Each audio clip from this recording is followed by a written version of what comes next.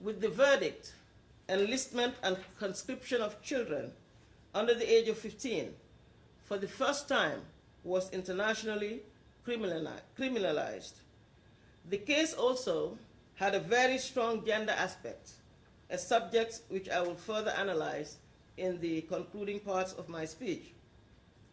Similar sensitivities were also taken into consideration in the Kony and Katanga Ngujolo cases. Our investigations into the situation in Uganda showed not only how the Lord's Resistance Army systematically abducted girls for sexual enslavement and rape, but also how the LRA leader, Joseph Kony, controlled all aspects of how girls are abducted, distributed to the LRA commanders, and enslaved. He allocated abducted girls as a reward to the commanders to be used as sex slaves. Kony himself has had as many as 50 abducted girls in his immediate household at one time, girls who were enslaved and raped. The Lord's Resistance Army attempted to mask their criminal acts by calling the enslaved girls as wives or sisters. And today, such crimes are still continuing in Uganda. Amid the civilians that were abducted from the Central African Republic, Sudan, and the Democratic Republic of Congo, pursuant to orders by Joseph Kony to abduct 1,000 new recruits, many women continue to be used as sexual and domestic slaves. With respect to the case against Germain Katanga and Martin Gujolo Chui, the prosecution also presented charges related to gender crimes, namely sexual slavery and rape, both as crimes against humanity and war crimes, as well as using children as child soldiers. Both men are charged with ordering the attack upon the village of Bogoro. We have just concluded, you may know, the closing remarks in the Katanga Ngujolo case.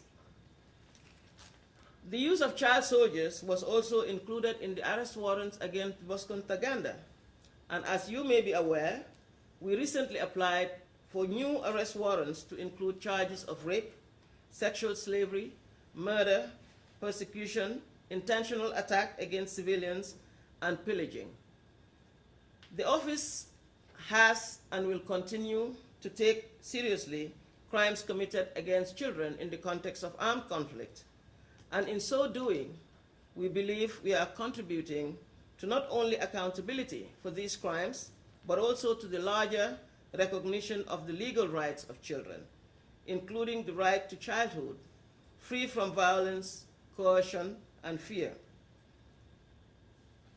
In our interaction with child soldiers, female child soldiers, during investigations which resulted in the trial, the arrest and trial of Thomas Lubanga, the Office of the Prosecutor has interacted with 5 female former child soldiers. At the time of the interview, some of them were very fragile and emotional, whereas one was rather adamant not to be considered as a victim. All of them had physical health complaints, chronic and acute pains, urinary infections, and experienced trouble sleeping. Out of 5 of them, 2 suffered from severe avoidance symptoms. The Office of the Prosecutor is cognizant of the fact that these victims and witnesses it interacts with, especially those of sexual violence crimes and children, will in most cases be very fragile. And during preparation for deployment to the field, to conduct interviews of female child soldiers, the office addresses issues in order to guarantee maintaining their dignity, physical and psychological well-being.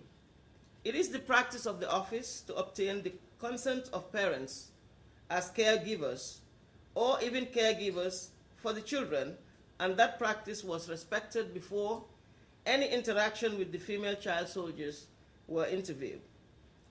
Bearing in mind that they were children, and because of the unfortunate experiences, the office offered them support right from the initial stage. of our interaction. They were entitled to attend interviews with accompanying persons of their choice. And also, we tried to ensure that each person was fit to go through the process of interview without re-traumatization. And all of them went through a psychosocial pre-interview assessment conducted by a psychosocial expert. And at the conclusion of that assessment, the expert would make a determination whether the child should be able to go through the interview or not before we start. Also, the Victims and Witnesses Unit, in consultation with the Office of the Prosecutor, have developed both an initial response system and a secondary response system, which witnesses can trigger in any case, in case they feel any threat and are in need of protection. We also provide various forms of assistance to witnesses, and a referral procedure has been set up between VWU and the Office of the Prosecutor, where witnesses are in need of assistance, especially medical and psychological interventions. These are all referred to the Victims and Witnesses Unit for the provision of assistance to them.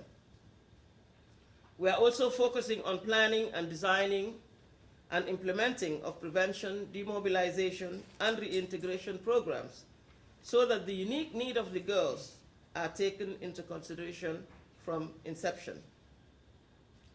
Just to talk briefly again on the Lubanga case as a landmark. This decision in relation to gender, crimes, and child soldiers is indeed a landmark. During our opening statement in January of 2009, we presented the gender dimensions of the crime of enlisting, conscripting children under the age of 15. The evidence showed how Lubanga instrumentalized sexual violence to subject child soldiers of both sexes to his will and made them tools to further his own goals. We have submitted before the judges the life of a girl child in the camps. 1 minute they would carry a gun. The next minute they would serve meals to commanders. The next minute the commanders would rape them. They were killed if they refused. And one child soldier became severely traumatized after killing a girl who refused to have sex with a commander.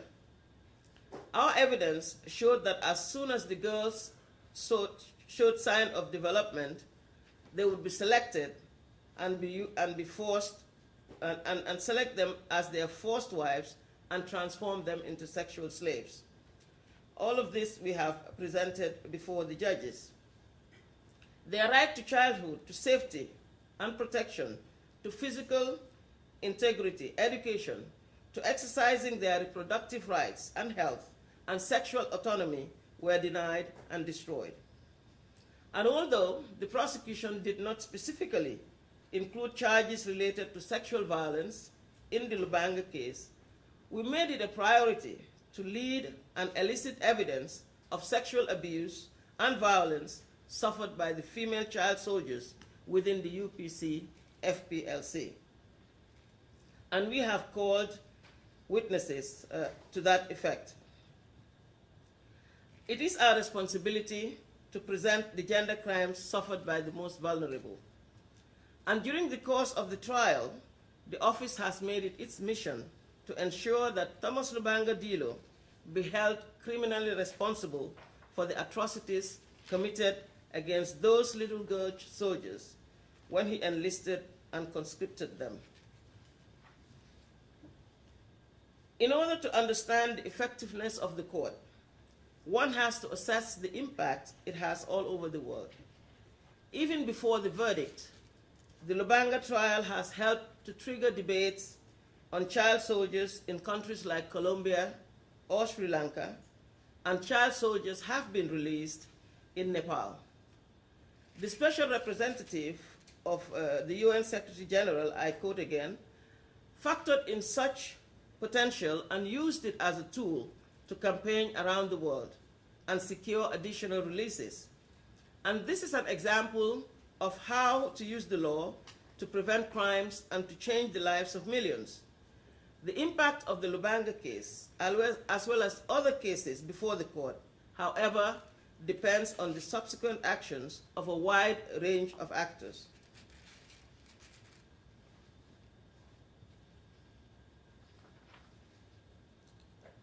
Because of Mr. Lubanga Dilo, we know that these children have lost out on their education. And Ituri, where these crimes took place, is just one example of the devastating effect that international crimes have on education. According to the Education for All report published by UNESCO in 2011, 28 million children of primary school age in conflict-affected poor countries are out of school. These children need to be included in the education system, as education is the most effective way of reintegrating them back into their communities. We have to reach out and help these children, the ones who are affected the most by the vicious nature of the armed conflicts. As I have said repeatedly, the crimes committed towards female child soldiers need to be analyzed specifically. Our focus should shift from children with arms to children who are affected by arms. In the context of crime of enlisting and conscripting child soldiers, I, as the new prosecutor of the International Criminal Court, will make sure that such crimes and victims will no longer be ignored, and perpetrators of these crimes will face justice. Thank you for your patience.